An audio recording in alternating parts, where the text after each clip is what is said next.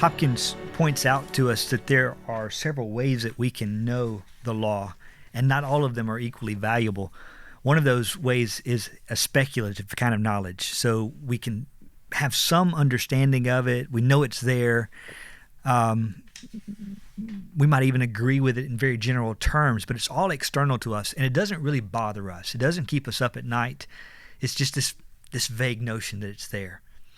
But there's another knowledge, still really the knowledge of an unbeliever, but a fuller knowledge in which perhaps your eyes have been opened to some degree, and you know there is a lawgiver and there's a law, and it says this, and it thunders against me.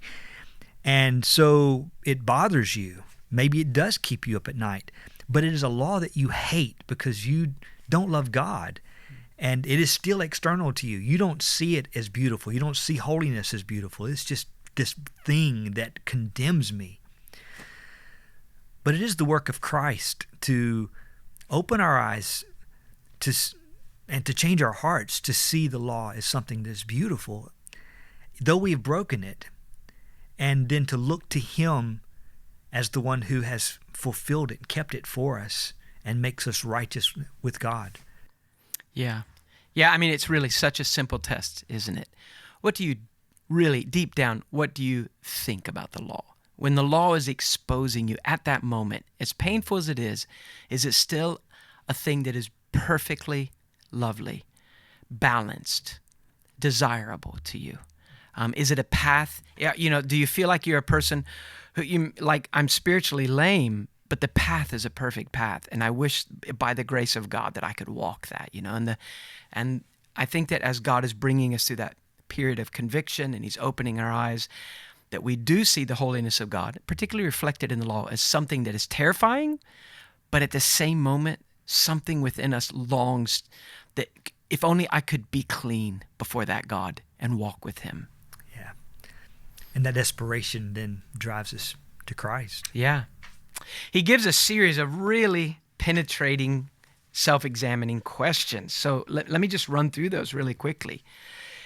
This is under his fourth remark. And so for the 17th, 18th century guys, that means his fourth application. He says this: does your religion have its foundation in the knowledge of God's law? Second, has the law come, and in light of this, have you seen your own character and been convicted of your sin? We've been talking about that. So let's go to the third question. Has the law of God slain you, like Paul says, so that you have found it to be unto you death? Have you found yourself justly or rightly under the curse of this law, deserving eternal damnation? Has it killed all your hopes of recommending yourself to God in the least degree by any virtue in you or anything you could do to cure yourself?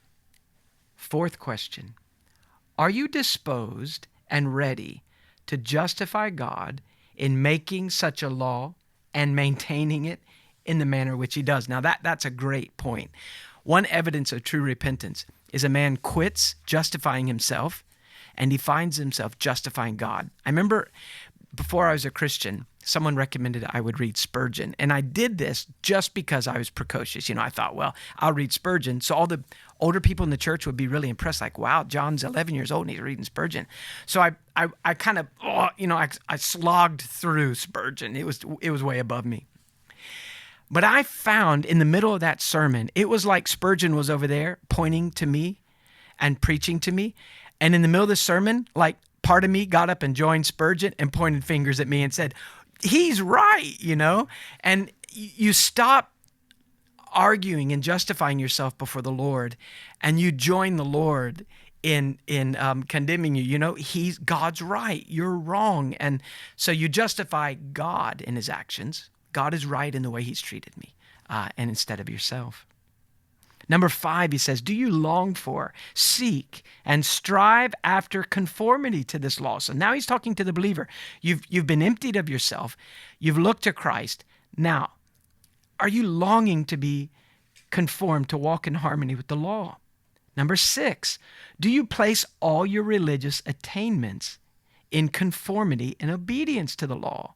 So he says, Do the exercises of your religion consist in love to God and your neighbor, and in those things which are implied in this and result from it? So, in other words, you say you're loving God, but is that being guided by what he said he delights in? And number 7, do you grow in a sense of your own sinfulness? Because he says, even though we are justified, the Christian does grow painfully, what one old writer called the pain of love. That as we love God and we see more and more the truth about ourselves as we mature as believers, that sight grieves us, but it does drive us more and more to the cross and to realize the magnitude of what Christ has provided for us.